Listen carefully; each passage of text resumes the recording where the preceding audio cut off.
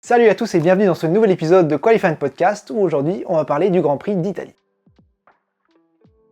Parlons des qualifications tout d'abord et en Q1, les éliminés sont en 16e Tsunoda, 17 Stroll, 18 Colapinto, 19 Bottas et 20e Zhou. Alors c'est un petit peu bizarre, Tsunoda ça fait quelques courses qu'il est pas très performant, on se demande un petit peu ce qui se passe.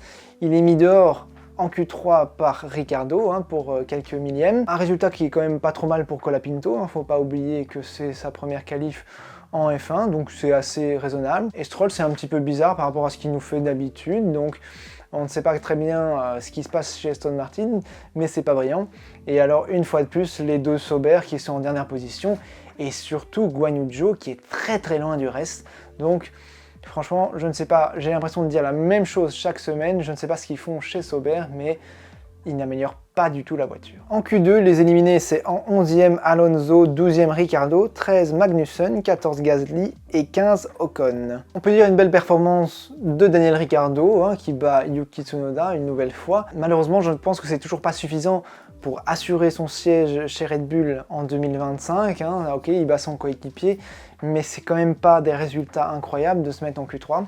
Alors effectivement, je pense que la voiture n'est pas dingue. Maintenant, est-ce que ce sera suffisant pour avoir sa place en Formule 1 l'année prochaine?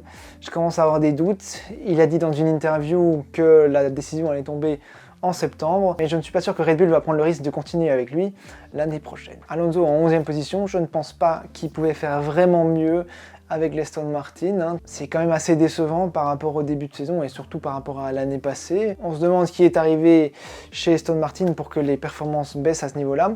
Et c'est pas très bon non plus pour Fernando Alonso qui, à mon avis, va commencer à se démoraliser petit à petit et même se demander si ça sert encore à quelque chose qui soit là l'année prochaine, parce que si c'est pour se retrouver dans une voiture qui n'est pas même pas dans le top 10, eh bien, je ne suis pas sûr qu'il ait envie de continuer des années comme ça.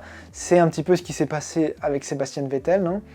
Il avait de l'espoir que Aston Martin arrive à faire quelque chose en quelques années, de s'améliorer vraiment, et on voit que ce n'est pas du tout le cas. Alors ils sont toujours en train d'améliorer leur usine, mais les résultats ne sont pas du tout là pour l'instant, et donc c'est très compliqué pour Fernando Alonso de marquer des points. Le top 3 lors de la Q3, c'est Lando Norris qui prend la pole position, une fois de plus. En deuxième, Oscar Piastri, très belle performance. Et alors, George Russell qui arrive à se mettre en troisième, assez exceptionnel. À souligner parce que c'est assez exceptionnel, Max Verstappen en 7e et Sergio Perez en 8e. Donc on voit clairement que les Red Bull sont sur la pente descendante, ça ne s'améliore pas du tout. Et c'est quand même assez surprenant de les voir reculer autant dans le top 10. Une mention spéciale pour Albon qui arrive à se mettre 9e et Hülkenberg 10e. Ce sont quand même deux pilotes exceptionnels qui arrivent à surpasser les voitures dans lesquelles ils se trouvent, et donc très belle performance de se mettre en Q3. Parlons maintenant de la course. Ça a été une nouvelle fois un Grand Prix un petit peu spécial, et surtout on peut dire que ça a été un raté de McLaren et une victoire incroyable de Ferrari avec Charles Leclerc. Franchement, personne ne s'attendait à ça, surtout avec les deux McLaren qui partaient premier et deuxième.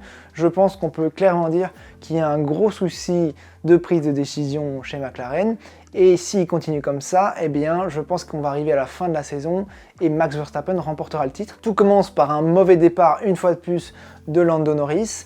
Dès le premier tour, Oscar Piastri qui le dépasse et qui du coup met en difficulté Lando, ce qui permet à Charles Leclerc de le dépasser. Donc très bizarre de la part de McLaren de ne pas avoir donné d'ordre avant la course. Gardez vos positions, restez premier, deuxième. Oscar, tu ne pourras pas gagner le championnat du monde cette année, donc tu vas tout faire pour aider ton coéquipier Lando Norris. C'est pas ce qui se passe, je ne sais pas très bien qu'est-ce qui est dans le contrat chez Oscar Piastri avec Mark Webber. Peut-être qu'il doit être traité comme un numéro 1 à l'égal de Lando Norris, mais ça n'a aucun sens dans cette situation. Je pense que n'importe quelle autre écurie prendrait cette décision difficile de dire eh bien là il y a un pilote numéro 1 et un numéro 2 parce qu'il n'y a clairement plus l'occasion pour remporter le championnat du monde. Il n'y a déjà pas beaucoup de chances que Lando Norris gagne le championnat du monde, même s'il remporte tous les prochains Grands Prix, ça va quand même être très difficile. Mais en plus, si son coéquipier le dépasse et il lui fait perdre des points, parce que franchement c'était très serré ce dépassement, ça aurait pu même finir en accrochage et ça aurait été un petit peu ridicule. Mais surtout le pire dans l'histoire effectivement, c'est que les deux finissent deuxième et troisième, et ça permet à Charles Leclerc de gagner. Mais surtout, là où on commence vraiment à remettre en question les décisions de McLaren, c'est que quand ils se sont rendus compte qu'ils ne pouvaient pas avoir la première place du Grand Prix, ils n'ont même pas échangé les positions entre Oscar qui était deuxième et Lando qui était troisième, parce que tous les points comptent, et ça aurait été vraiment la décision la plus logique de faire passer Lando en deuxième pour qu'il ait le plus de points par rapport à Max Verstappen, surtout que celui-ci était seulement en sixième position. Donc c'était l'occasion rêvée de réduire l'écart entre les deux, et pourtant ça n'a pas été fait. On a eu Hülkenberg qui a fait 2-3 erreurs quand même assez énormes, notamment il rate son freinage et il détruit totalement la voiture de Yuki Tsunoda qui a dû abandonner par la suite.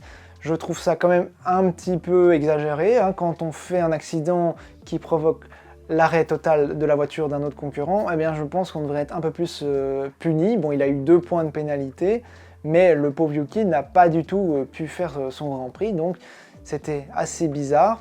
Et alors Magnussen, qui a fait un accrochage avec Pierre Gasly et qui a finalement les 2 points de pénalité qui lui manquaient pour avoir finalement un race ban. Il ne pourra donc pas faire le Grand Prix de Bakou dans 2 semaines.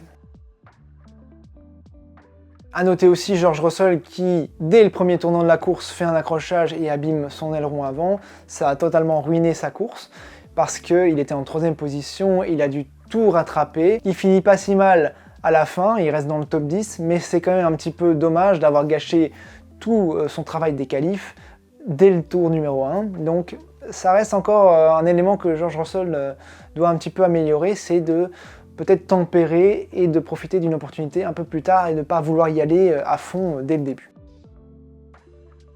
Évidemment, il faut parler de la masterclass de Charles Leclerc. Personne n'avait imaginé qu'une Ferrari pourrait gagner cette course, hein. Et surtout, là où ça a surpris tout le monde, c'est qu'il n'a fait qu'un seul arrêt. On pensait que la dégradation des pneus était vraiment très importante vu le nouveau bitume qui avait été mis sur le circuit, et pourtant Charles a réussi à garder ses pneus jusqu'à la fin en très bon état. Il a conduit de manière admirable jusqu'à la fin avec des pneus très usés, et je pense que c'est là où on voit tout le talent de Charles Leclerc. Dans les moments qui comptent, eh bien il est là, il sait garder la tête froide et rien ne peut l'arrêter.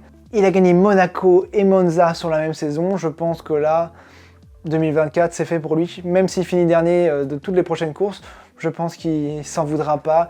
C'est 2 très belles victoires et surtout mémorables comme moment. Donc on a entendu qu'il était très ému de nouveau à la radio et franchement il l'a mérité, c'était une très belle performance. Quand même il faut souligner que Carlos l'a aidé pas mal dans le jeu d'équipe en retardant Piastri, donc c'est une très belle performance de Ferrari. Si on continue comme ça, en vrai je pense que Ferrari prendra la 2e place devant Red Bull au championnat des constructeurs. La course de Daniel Ricciardo a été un petit peu réduite à néant. Il prend 5 secondes de pénalité pour un accrochage avec Hülkenberg. Il rentre au garage pour la faire et son mécano touche la voiture alors que les 5 secondes n'étaient pas terminées. Du coup, il écope de 10 secondes en plus et forcément toute sa course était ruinée. Donc un vrai coup dur pour RB ce week-end avec Tsunoda qui est mis hors course et Daniel qui écope de plusieurs pénalités. A noter une très belle performance de Colapinto pour sa première course en Formule 1, il finit 12e, donc c'est plutôt un très bon résultat, et je pense que ça montre déjà que Williams a fait un bon choix en changeant avec Sargent, et donc c'est très prometteur. Maintenant, il faut voir sur un circuit comme Bakou qui est un petit peu plus technique, un petit peu plus compliqué, on va voir si là il ne va pas faire d'erreur, et s'il arrive à faire un très bon résultat à ce moment-là, eh bien ça prouvera que c'est un pilote avec beaucoup de potentiel.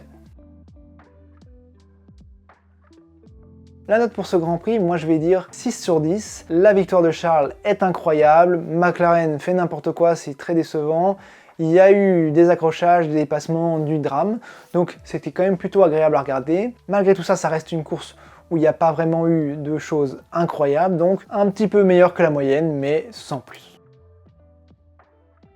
Parlons pronostic maintenant pour le prochain Grand Prix à Bakou. Eh bien moi je pense pole position pour Lando Norris de nouveau, mais alors je verrai Piastri en deuxième, et pourquoi pas Charles Leclerc en troisième. Il est très bon sur ce circuit, et il peut peut-être nous faire une surprise encore une fois. Ça devient un petit peu difficile de prévoir qui va gagner les courses, hein. Cette saison est totalement folle, et on a des gagnants différents à chaque fois. On peut plus trop miser sur McLaren pour une victoire, vu qu'ils ont quand même gâché plusieurs fois des occasions en or, donc eh bien pourquoi pas une surprise de nouveau assez folle, je vais dire George Russell, qui gagne le Grand Prix de Bakou, suivi de Lando Norris et de Charles Leclerc. Dites-moi dans les commentaires quels sont vos pronostics, hein, ça devient très compliqué vu comment les performances des voitures changent à chaque Grand Prix. Qui va gagner, qui va être en pole position? Écrivez-moi ça dans les commentaires. Merci à tous d'avoir écouté et regardé ce podcast. On se dit à très bientôt pour le Grand Prix d'Azerbaïdjan. N'hésitez pas à liker cette vidéo et à vous abonner à la chaîne. Je vous dis à très bientôt. Ciao!